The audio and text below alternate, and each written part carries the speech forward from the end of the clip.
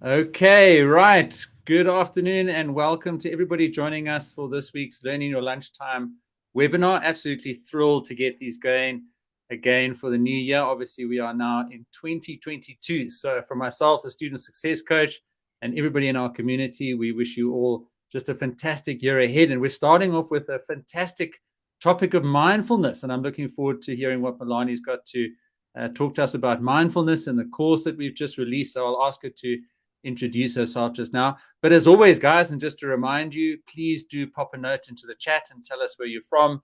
I know that the universities are still on a break, so we won't have many from the universities. But I think we'll have quite a few people that are interested in this topic of mindfulness. So please do let us know where you're from. Let us know what your questions are, and we'll certainly work through those as best as we can in the coming hour. We'll also be providing free access into our new mindfulness course. So we'll be talking about that and answering your questions, but then also give you a chance to take action after the session, to go in there and go through the lessons that Melanie and I have worked on very hard in the last couple of months. And that's something that you'll have to refer to and go back to as you continue to become more mindful in your life. So let's get started. And Melanie, I think if we can just kick off with a bit of an introduction from yourself, talk about your background and your expertise and knowledge and sort of credentials in terms of teaching and talking about mindfulness. Melanie, over to you and welcome to our webinar. Thank you so much, Peter. I appreciate it. And I'm so excited about our course. We've worked so hard on it, and now people are actually doing it and giving feedback, and it's all sort of coming together. And I just love the vibe of it. It's always like that. I love it when a plan comes together, that type of thing. When you've worked so hard on something and seeing it all sort of slot in the places where it's supposed to, it's actually very exciting. So my name is Melanie Britz. I am various things. I am a personal growth facilitator. I'm an author. I'm a speaker. And I'm passionate about helping you live your best life now. And your best life, I believe, is part of what your heritage, your inheritance is. I think it's so important for us to actually step into our own power and our own talents and our own abilities and our own exponential growth that is possible for us. And just the bigger, better, more useful, valuable lives that we can all lead. And I believe that mindfulness is a big part of that. So I studied communication at university, and after that, I had various jobs in terms of journalism and real estate, etc. And then I wrote a book in 2016, which is almost a spiritual primer. The book is called Dive In, and it's all about this conversation that I'm having with my 20-year-old self about just the personal growth stuff, the techniques, and the things that has helped me gain some emotional mastery and working with my subconscious programming, etc. And that sort of started me on this whole journey of mindfulness. And then I became almost a facilitator for a group of entrepreneurs, mostly female entrepreneurs, who did almost a weekly mindfulness, not a course, but it was a collective in terms of which we made time every week. And we had these assignments or little adventures that we would go on individually. And then I also I used to run immersion walks in Cape Town, where I took women on these meditative, mindful walks all around Cape Town. And of course, then COVID came, and so all of those activities stopped. But I am still a mindfulness and meditation teacher on Insight Timer, which is an international app, for instance, where you can get lots of free meditations and resources, courses, etc. So it's a valuable thing. And so that sort of led me on this journey of becoming aware of mindfulness and then starting to share the tools that I discovered, the techniques, all of the importance of it, and my own unique take on it, I think, with people as we went. And so I started teaching that and facilitating that for a lot of people all around the world in various forms and in various places, etc. And I'm excited to now be able to provide this in a more business setting, with practical advice, etc., for business people on the Udemy platform, which is the course that Peter and I co-created together. Fantastic, Melanie. Thank you for that introduction. And certainly you've, I think, got a fantastic background and good experience and spoken with lots of people. And, looking forward to having a lot of that expertise come through in this discussion, in answering our audience's questions today. And we'll talk about the course just now, but certainly a lot of value that you packaged there and made available for people to go through in a self-paced approach, which I think is always also fantastic. But today is live, which is also great. And I think, Melanie, I'll kick off, just with a couple of questions from myself. And I've also been on a journey of mindfulness and, also learning to slow down, become more present, be more engaged. I think a lot of the things that you spoke to just now in your intro and that you teach in the course are a lot of what I'm also grappling with, and that I think a lot of people are also grappling with as well. But let's start, like we do in the course, maybe with a couple of definitions. So, and you give a couple of wonderful definitions, from the industry, but you talk about your own definition of mindfulness in the course. So do you want to give that to us now, and just a general sense of what mindfulness means in the context of the value that people could get from it in 2022? Yes, of course. I think it's always a difficult question. What is mindfulness? It's almost like asking what is art or what is love. There's so many answers and ideas and almost aspects around the whole thing that it's hard to explain. But so the first thing is maybe looking at the three definitions that I discuss in the course gives us good background in terms of what it is. So the Jon Kabat-Zinn definition is paying attention in a particular way, on purpose, in the present moment, non-judgmentally. And so there's very specific elements in that definition there. We're paying attention, which means we've focused our awareness. It's in a particular way. We're doing it on purpose, so there's intention behind that. And we're doing it in the present moment. So we're not focusing on the past and the future. And that's a very important aspect of what mindfulness is. It's really being in the present, in the now. And then there's also an aspect there of non-judgmentally, which there's a sort of idea around mindfulness of being okay with what is. There's an idea of acceptance. Then the second definition that I also is used to just illuminate this concept slightly further is Sharon Salzberg's definition, which says that it's about connecting to our experience in a different way, a quality of awareness where we're not adding stuff. And I like that definition a lot because mindfulness is about connecting to our life. It's connecting to our bodies. It's connecting to the beauty that's all around us and that's available in each moment for us. So it's about connecting to our experience in a different way. But then it's also about not adding stuff to our moments. So we're not adding extra stuff like worry or anxiety or judgment or attachment to specific things being a specific way in that moment. So we're connecting to it in a very pure way, but we're not adding stuff to it. So I like that definition too. And then my definition is just for me, very shorthand so that I can easily remember what I'm busy with and so on. And so for me, mindfulness is being where I am, when I am, and as I am. So where I am is in the room. I'm in this webinar with you. I'm totally connected and present and engaged with you. I'm not thinking about what I'll have for lunch in an hour. I'm not thinking about the stuff that's happening in my environment. For instance, I'm moving to Pretoria in 10 days. So my house is full of boxes and packing and all sorts of logistics that's happening. So, but in this moment, I'm not thinking about what I need to do and which boxes needs to be packed, etc. I'm present here in this space with you. That's one definition of mindfulness. And then the other one is being when I am. So I'm in the moment. I'm not thinking about what happened 2 hours earlier or thinking about, oh, this afternoon I've got this on my to-do list. So being when in the moment when I am.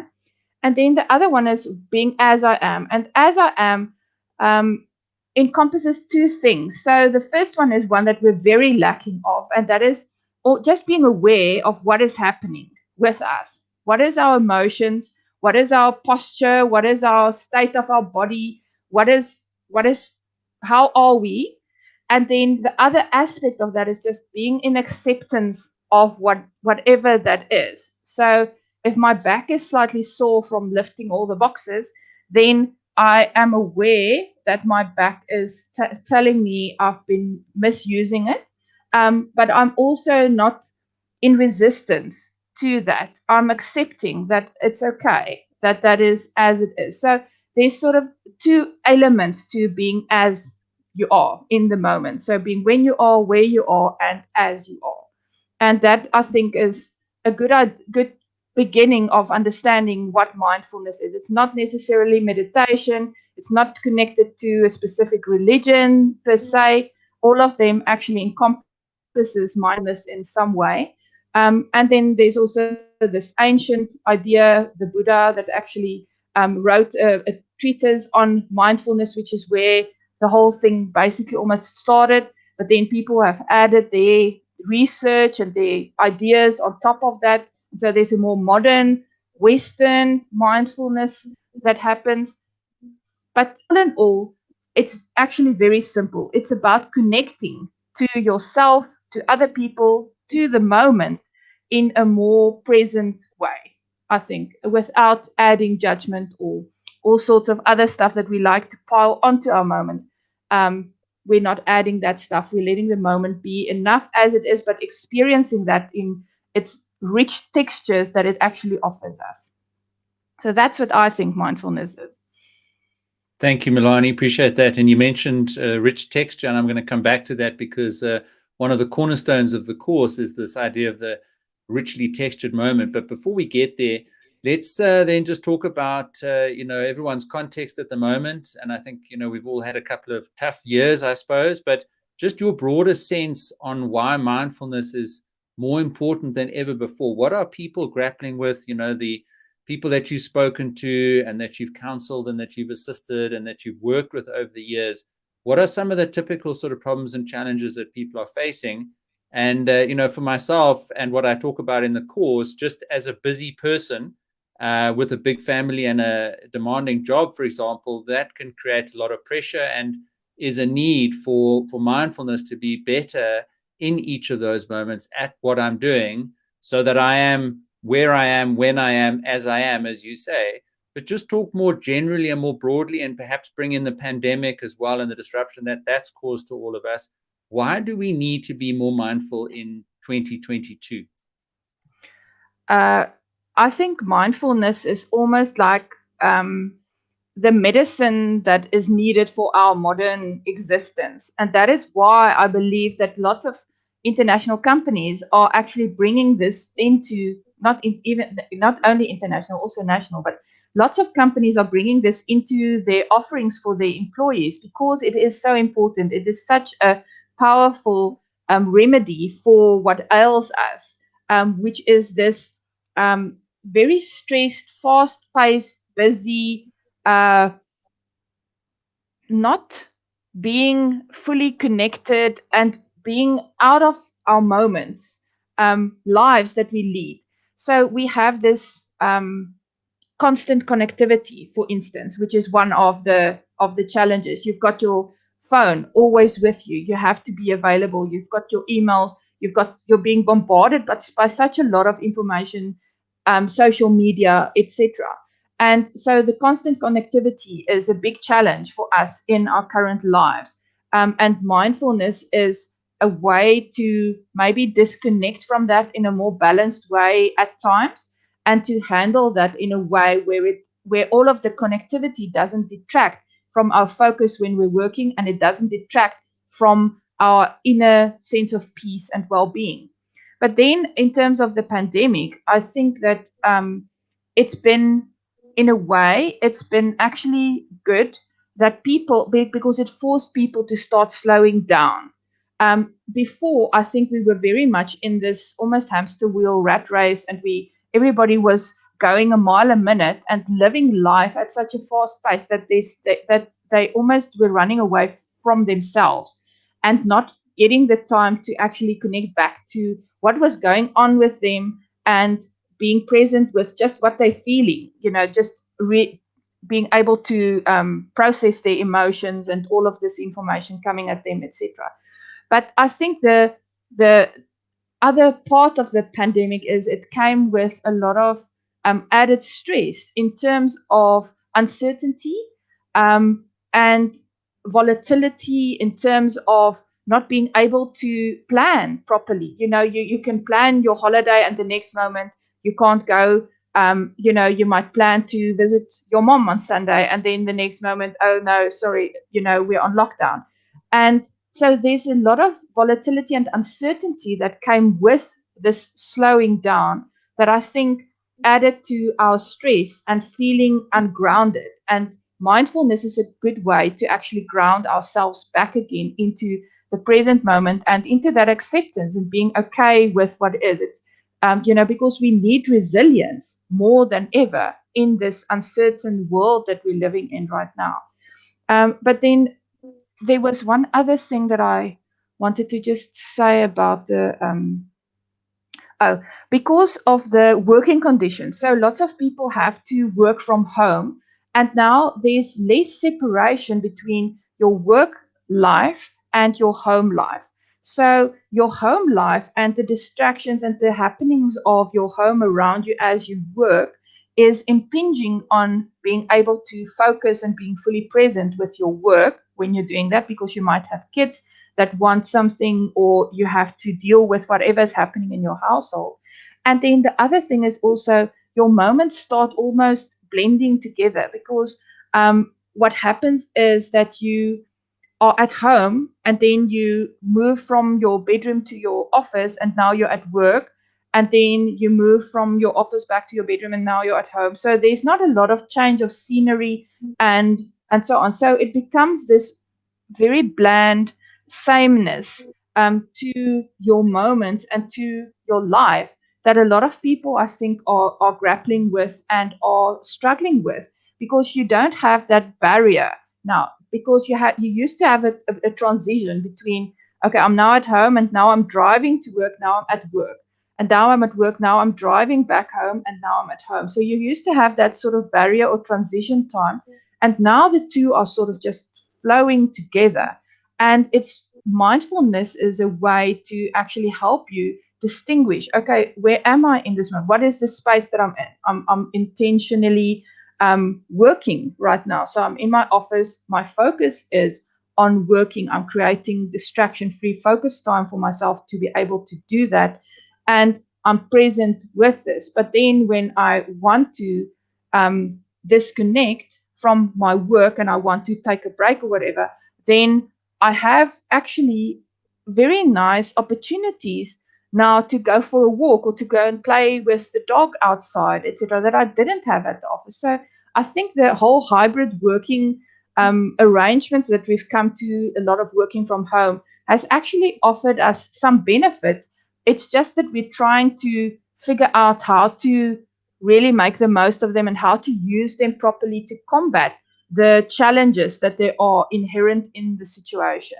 And then there's also, because you're now further away from your colleagues, you don't have that personal face-to-face interaction and the chit-chat around the water cooler, which is an important social component of your work relationships. It just helps to have that little bit of a break and to know what's going on with that person.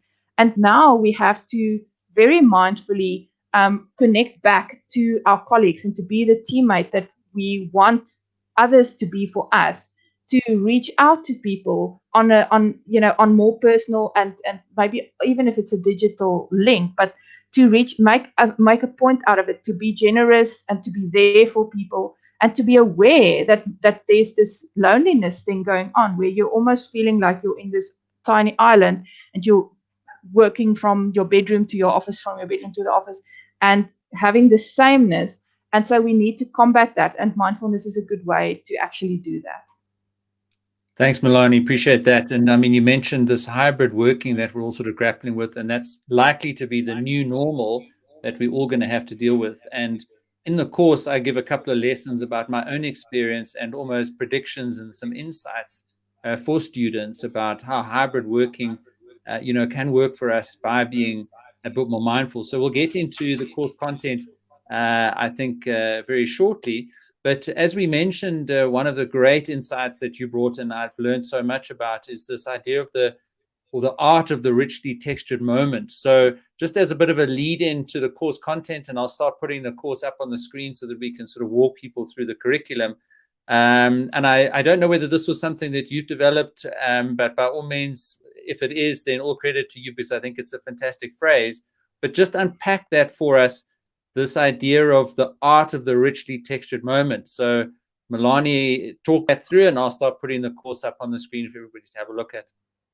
Okay. Oh, thank you, Peter. I had this insight one day, and I think it was actually, I was looking at a string of pearls, and I realized that our moments are almost like these pearls that are strung together. And so our life becomes just like a string of pearls, one moment after the other. But what that pearl is, that moment, is up to us. And so we can choose to have that pearl, that moment, be a flat, one-dimensional thing, or it could be a richly textured moment. And we can go into that moment and not just skip across the top of our moments, just in this quest to get to the next one and to the next one. We're always almost skipping over our moments because we believe that there's something better for us in the future, and not really exploring the depth and the textures and the beauty that's available for us in any moment that is right there. And so you can only explore that in the now moment, because that is the only moment that's available to you. And the art of the richly textured moment is all about explore and adding more textures to your moment. So you don't just experience life and what is happening in this flat, one-dimensional way, where it's almost just like a stick figure drawing of a horse, but you have this beautiful experience of the horse, which is, you can smell the hay, and you can, the nature, you can feel the power that's emanating from the horse. You can see the hair, and you can you're using all of your senses, and you're actually engaging with all of your senses into the moment. And so a few years back, I actually walked part of the Cape Camino here in Cape Town. And the experience of that was very much in terms of what I mean by what a richly textured moment is. Because you're walking, so you're slowing down, and you're experiencing, for instance, Chapman's Peak Pass, or, one of those beautiful places in Cape Town, but you're experiencing it in a different way, because you're walking, so you're slowing down. So the sea breeze has time to impact you, and you can see the gulls, and you can see the mountains better, and you can look at rocks and feel the texture of leaves, etc. So as you're walking, you have this rich experience of a particular beautiful place in Cape Town. Whereas normally we drive on that road, that bendy road, and you might see, oh, that's beautiful, or there's the ocean, there's mountains, but your experience of that is very much different. And I think we're living a lot of our life almost in the car on the highway and whizzing by our moments, and we're not stopping and experiencing them fully like we would almost if we actually slowed down and intentionally connected with them a lot more. So I see you've got the course there running in the background.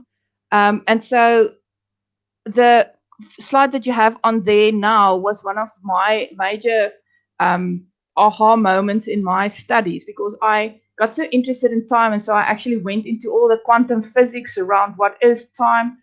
And then I discovered this, that the ancient Greeks actually only had two words they had two words for time. We only have one. So the one is chronos, which is linear time, which is how we understand time to be. It's the ticking of the clock, the watch, the aging. You can see the wrinkles. That's the signs of linear time. But then they had this other concept of time, which is kairos, which is the perfect moment. And that's the moment in which the harvest ripens. And you can't actually pinpoint that moment on a calendar or with a clock. It's like it happens at the appointed time, the perfect moment. So it's almost translated sometimes in terms of the Bible as God's time. But so you have these perfect moments, these moments of perfection, and that's kairos. And what we want to do is we want to have more kairos moments. We want to not collect things. We want to collect these moments of beauty and perfection and presence, where we are experiencing life in this high definition way and not, just skipping over it.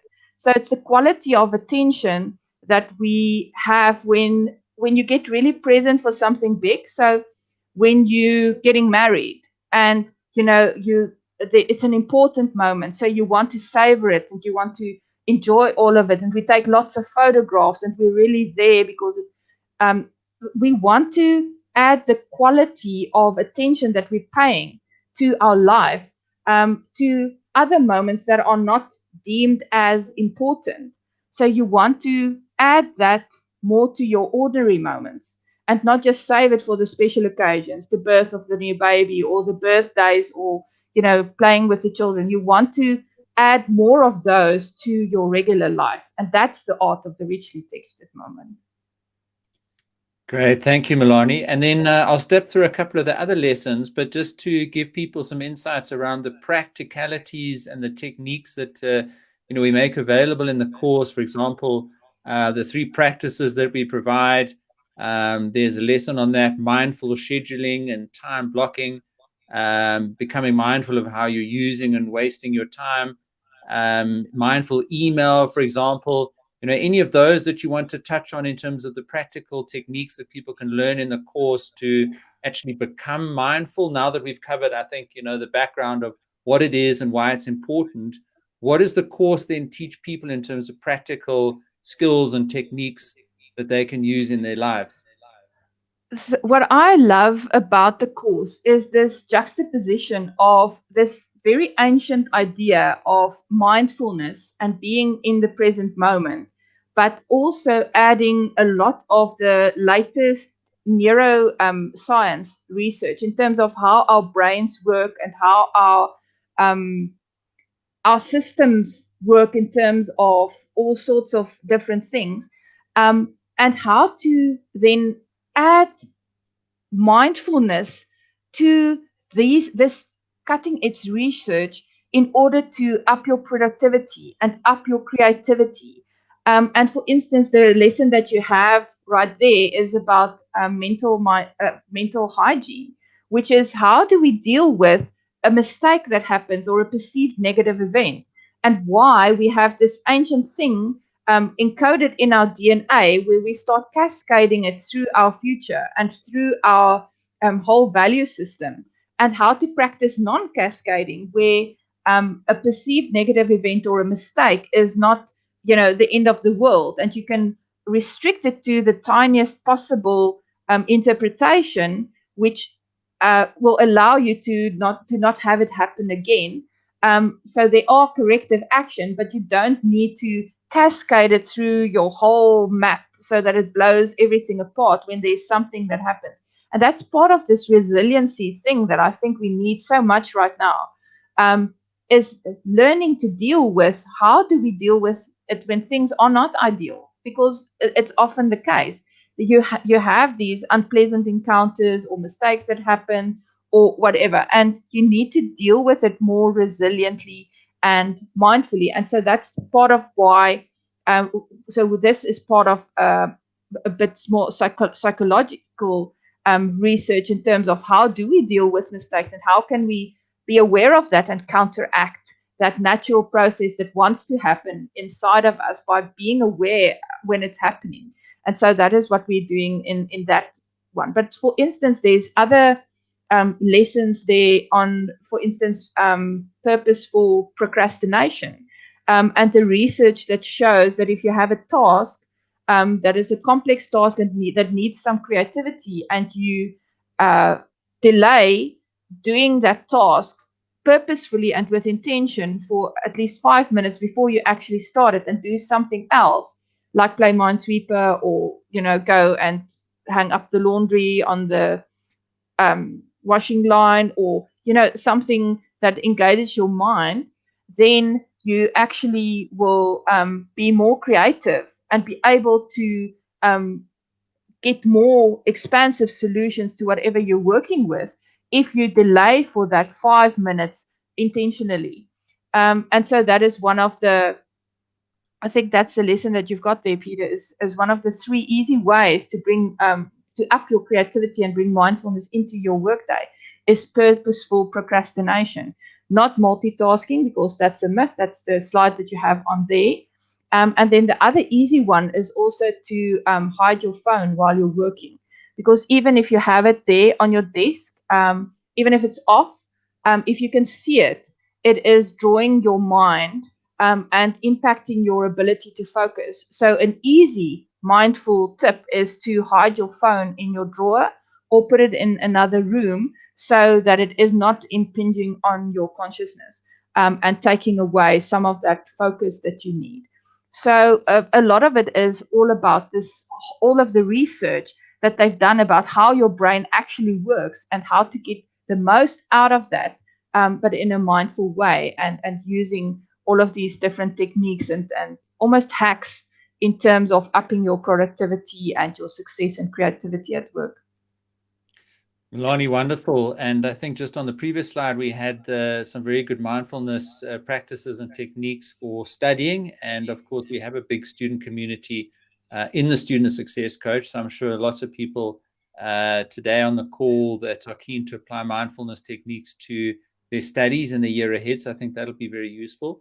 But then, as you mentioned, obviously lots of application into the workplace, and many people are studying part-time and working, and all those boundaries are blurred. So it just feels to me like this course covers so many bases and so many practical ideas and approaches for people to take into so many different areas of their lives to achieve that more richly textured moment that you sort of talk so passionately about. And then, Melanie, I did a couple of lessons in the course. I don't know whether you want to talk about those. I'll bring them up onto the screen just now. The one that I'm thinking of is, as we mentioned earlier, hybrid working. So maybe you just want to kick us off on hybrid working, and I'll stick that up on the course for people just to have a look at and get a sense of the lessons that I've contributed into the course. So maybe let's just touch on that aspect and your thoughts on my lessons, perhaps. What did you think, and any advice that you have to me about being more mindful, with a busy family and a demanding career, and trying to achieve the sort of hybrid working environment that I talk about in the course? Yeah, my advice in terms of hybrid working is, I think that the challenge is self-management in terms of our working environment these days. And so I believe that we need to start with being intentional about creating better containers of focus for ourselves. But then also, I believe that there's a balance that needs to happen in terms of the busyness, and then using some of the mindful tools to almost recharge our batteries, to disconnect from this constant connectivity, etc. And then in terms of hybrid working specifically, I believe that there's a big call for being more aware of your own almost your state of being, in terms of how are you being focused? Are you paying attention to the Zoom call that you are on? And checking in and settling into the space that you're in terms of that, so that you are present with that, because it's very easy to get distracted and to get almost like this thing of Zoom fatigue, etc. So my advice would be to be a lot more intentional in terms of creating that balance and creating our containers for what we are doing in the moment a bit more in a focused and structured way, I would suggest. But your Super. lessons were good. Thank you, Melanie. I appreciate that. I mean, one of the insights that I gave was, as you were mentioning, the importance of having that connection, because as I've realized, and I facilitate a lot of workshops, it's not just that individuals are working in a hybrid form, and maybe 2 or 3 days in the office, 2 or 3 days at home, but also that in every meeting and interaction, there's a degree of hybrid working, because some people are at home, some people are at work. So we're never going to get away from this 100% all physically present or 100% all distributed.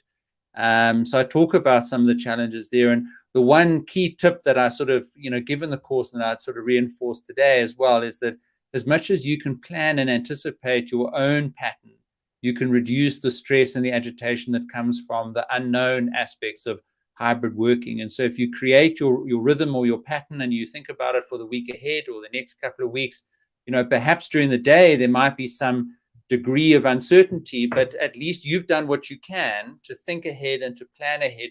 And that'll reduce a huge degree of stress that perhaps will, impact on your ability to be mindful and present in each of the moments during the day. Got a great question you have from Cindy, which is up there on the screen, and I'll read it out if people are listening in on the podcast. How do you create a conducive environment for working and studying when the disruptions are external, i.e. from random visits from family and friends, or deliveries from Take-A-Lot, or needing to let somebody in and they rang the bell and you don't want to keep them waiting, but you don't want to be rude and leave the Zoom call? Practical ideas for dealing with those kind of situations, Melanie. The one thing I think is that we have to accept that those are going to happen. So, you're never going to be able to eliminate all of them. However, I think it is important to create focus time for you. And so when you're scheduling your stuff, be aware of what is normally happening around you. So if in the course we actually go on in terms of when is your most productive creative time, and to actually protect that so that you can work and do deep work, creative work, focused work without distractions. So you also want to schedule your stuff in hour and a half blocks. And I go in the course in terms of the research why that is good to not go over an hour and a half. 90 minutes is the optimum time for you to do a time block in. So what I would do is to schedule a 90-minute time block, and then to communicate with people that I think might be distracting me, or might be coming in to knock on my door. Or so if it's family, for instance, if I tell my husband that I'm not available for the next 90 minutes because I'm going to be doing this, then he knows, okay, I will be out and I'll take a mindful break and I'll walk around and I'll be able to talk with him and visit and drink coffee or do whatever he needs doing. But at the end of the 90 minutes. So you can put something on your door, do not disturb, focus time, please be quiet, something like that. But I think there's a communication that we're setting the time aside, and we're communicating that with the people that we think need to know and that might be distracting us the most. And then you turning off your phone, so that your phone is not constantly beeping and putting up WhatsApp messages, etc. So you're creating a container of time for you where there are less distractions.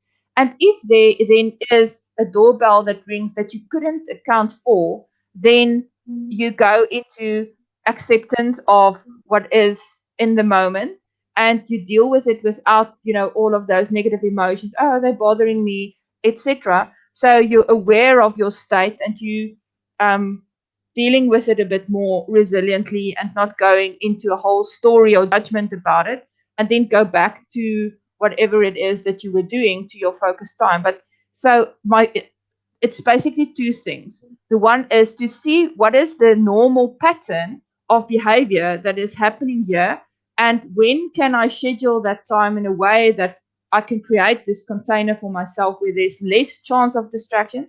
How can I communicate with the people that are distracting me, or how can I turn off the phone, turn off the distractions, or lessen them in some way?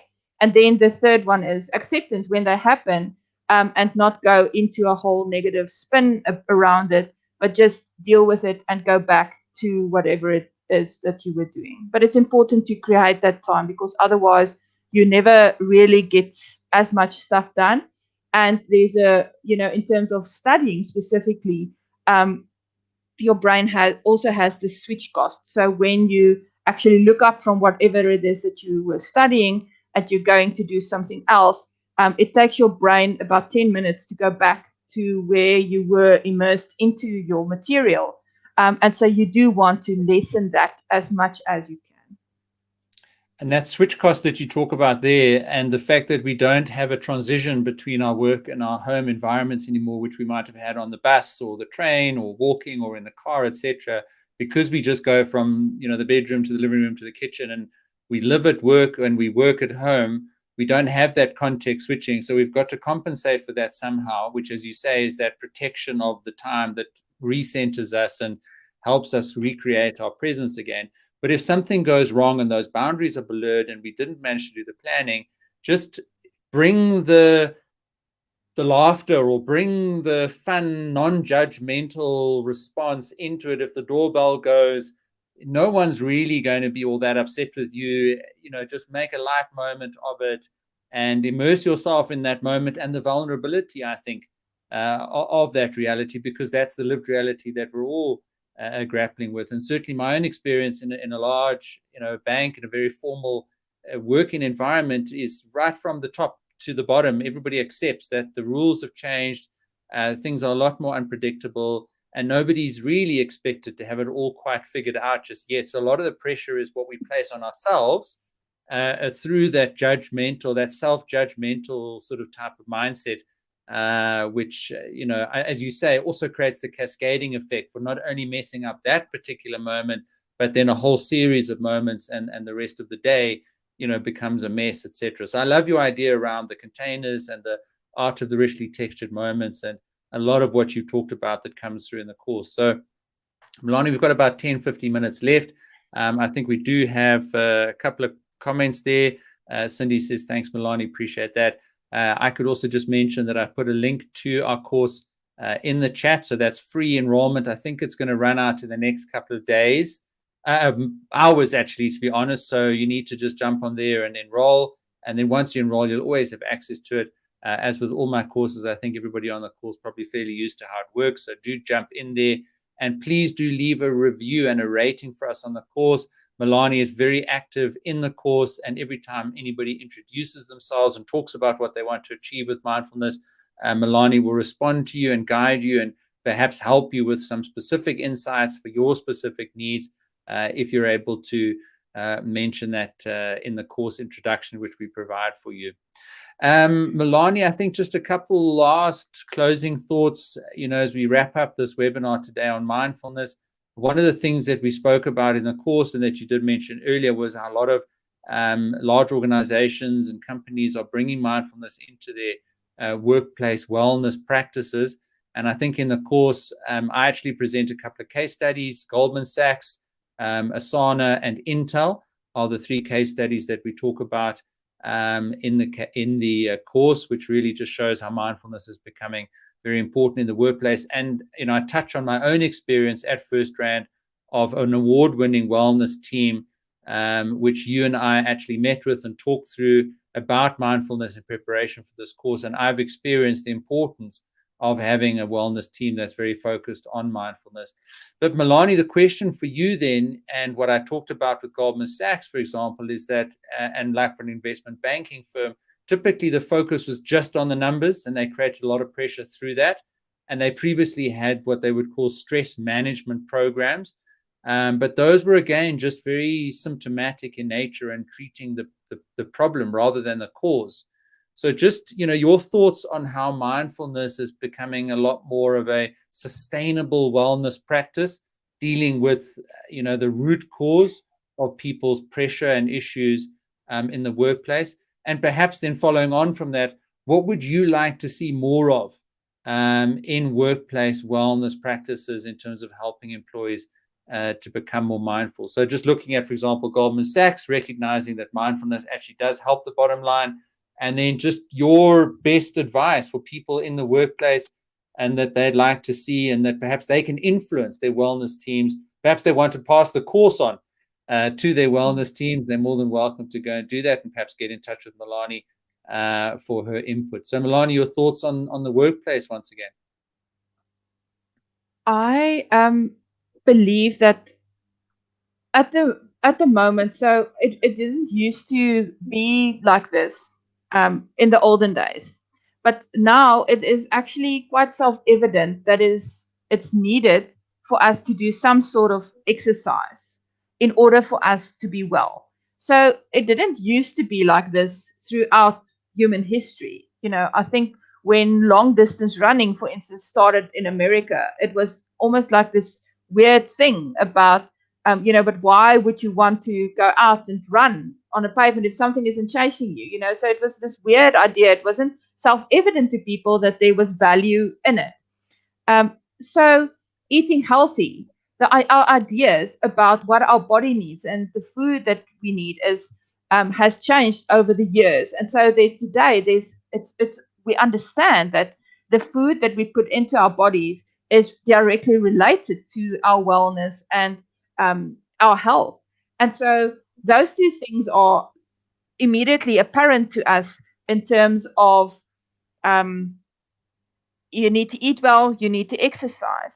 And I believe that mindfulness is going to become the third one of those in the future, that it will be self-evident to us and to the world and to business that mindfulness is actually important and that it is what we need in order for our life to flow better.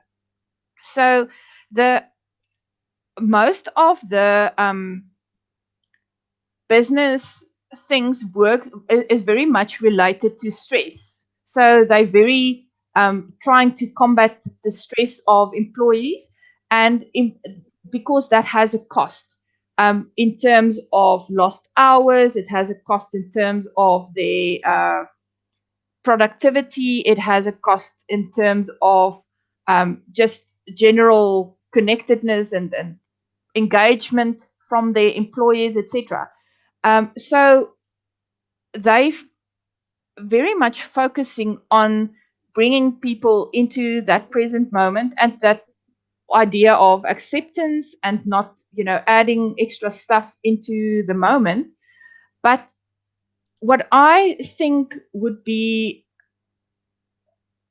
beneficial to add to this is, I think, the idea of starting meetings with almost a mindfulness practice, which some companies definitely are doing, but it is, giving everybody a moment to connect and engage themselves, to be present in the moment before you're starting a meeting or starting a discussion is actually already quite a valuable thing. And then breathing. If you take a moment when you are in a stressful situation at work and you just take a moment to calm yourself down and to breathe, to do some stretching, maybe at your desk, etc., then I think there is a big benefit to in terms of reducing your stress, because breathing is this stress busting thing that we have available to us in every moment. We can access it at any time, but we don't really do it. So when we get stressed, we start breathing shallower and faster. And so the deep breathing, the breathing exercises combats that. So it is actually a very important thing. But so I think companies can actually benefit by adding more almost creative, intuitive stuff in terms of their mindfulness practices. So it's not just about stress management, it is also more about accessing your employees' inner creativity and intuition in terms of getting out of the box solutions and uh, brain, brain mapping type of scenarios where you actually everybody's putting their inputs together and you are creating innovative solutions to whatever the problem is or whatever the topic is that's being discussed.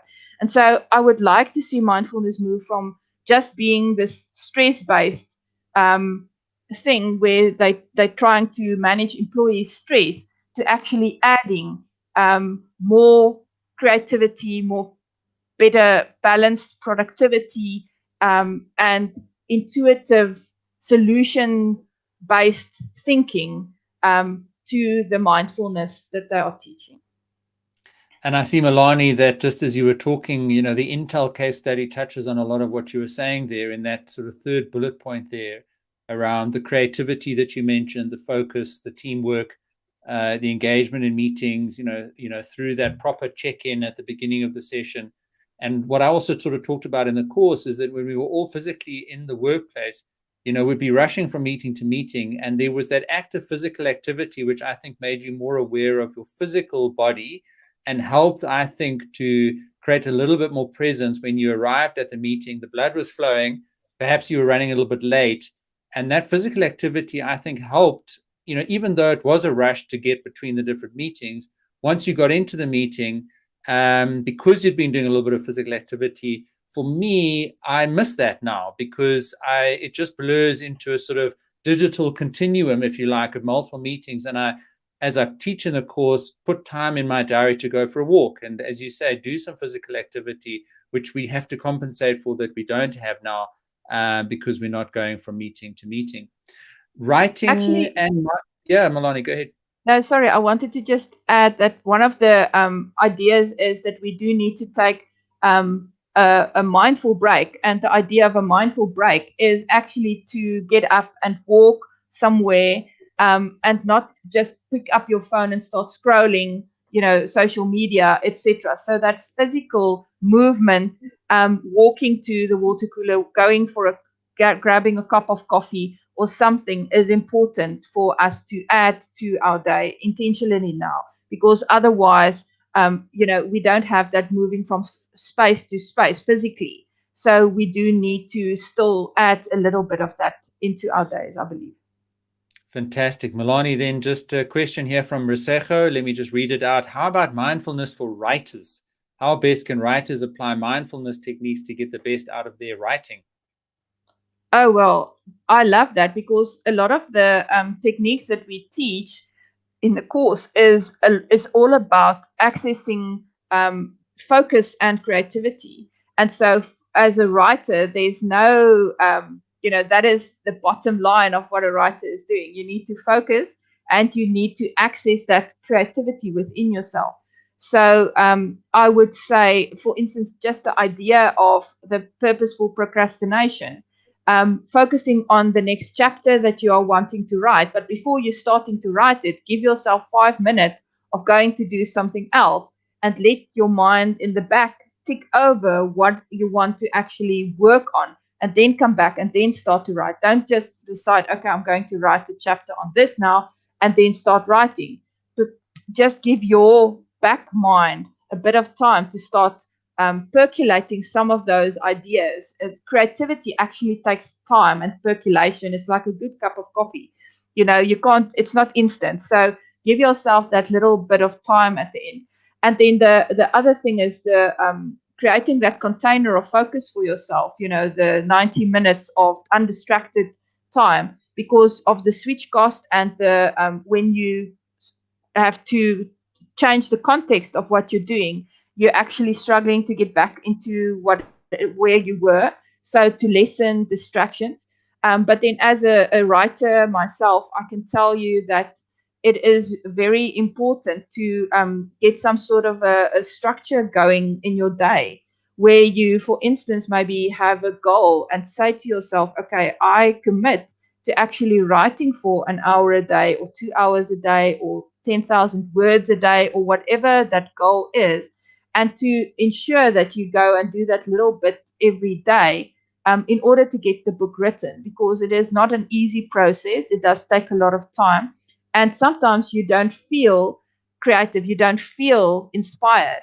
But the discipline is to actually go and sit down and write when you're not feeling inspired, even if you're only organizing your ideas or whatever, and you'll feel as you start doing it, it will start coming. So sometimes you access your creativity by doing, but so creating that structure and that time blocking for you. So doing your writing at the time of the day when you are most productive and insightful and awake. That's another part of the course that might be applicable to you. But most of the stuff that we're teaching for business specifically, in terms of putting away your phone, because your phone will distract you from your writing as well as your business activities and etc. So you'll definitely be able to apply a lot of the mindfulness techniques and hacks and so on to writing specifically. My part of my job is writing. So when I'm talking about business stuff, I almost visualize somebody that needing to access that deep um, parts of creativity that a writer actually needs to access.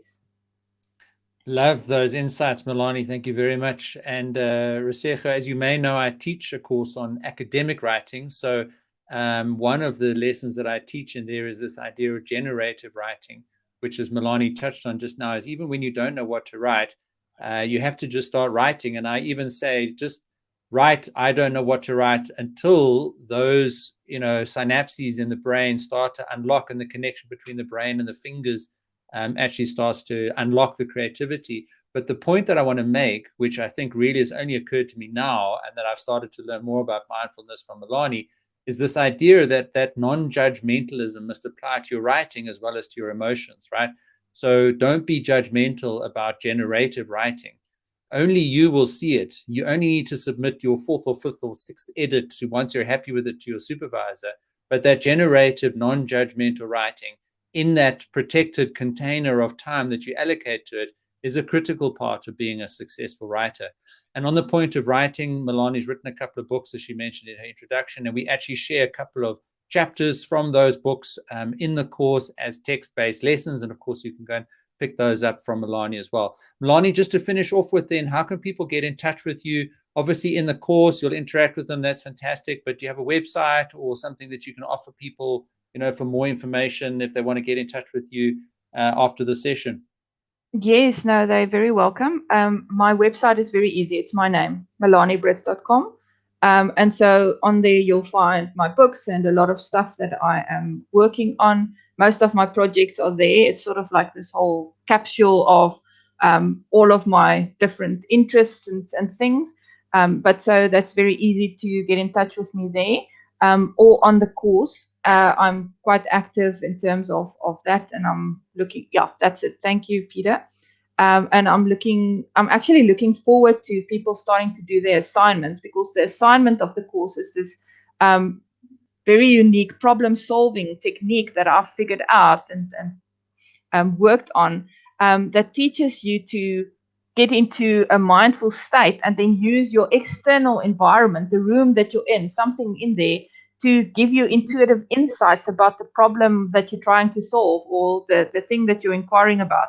And so as part of the course, you do this assignment where you follow that process and you give some feedback in terms of how you went and what object you used and what problem you were trying to solve. And I'll do a bit of coaching for you and maybe suggest a few things that you might not have thought of, if that occurs to me. So if you want to do that unique problem solving technique that I teach there, that is mindful problem solving, then I'm definitely available there almost as a problem solving coach. So I'll give you some feedback and some ideas about how to improve that technique, because it's very valuable. I believe it's one of the nice things of the course. Wonderful, Melanie. So we've given free access to the course. So everybody, please jump in there, enroll. As I mentioned, that coupon will expire in the next couple of hours. So please do take advantage of that. And remember to leave a rating and a review. Remember to introduce yourself in the course. Remember to do the assignment. And you can contact Melanie, obviously, through the course in the context of doing the assignment and asking questions about the course. But by all means, her website is also there up on the screen for you to go and have a look at and get in touch with her. So, Melanie, thank you very much. I'm also absolutely thrilled and excited. We've had a wonderful response to the course since we launched on Monday morning. And I'm sure that everybody that's been on the session today is going to jump in there and also get some more value from it. And we look forward to having you back on one of our webinars in the future. And hopefully everybody's got lots of value from today. Please join us in the Facebook group. Subscribe to the YouTube channel while you're here. I also put my website there, the studentsuccess.coach. You can go and check out all my courses and the podcasts and the blogs that are there as well. Melanie, thank you very much once again. Appreciate your time. No, thank you, Peter. I appreciate the opportunity. Absolute pleasure. Guys, have a good weekend. Thanks for joining us on our first webinar of 2022.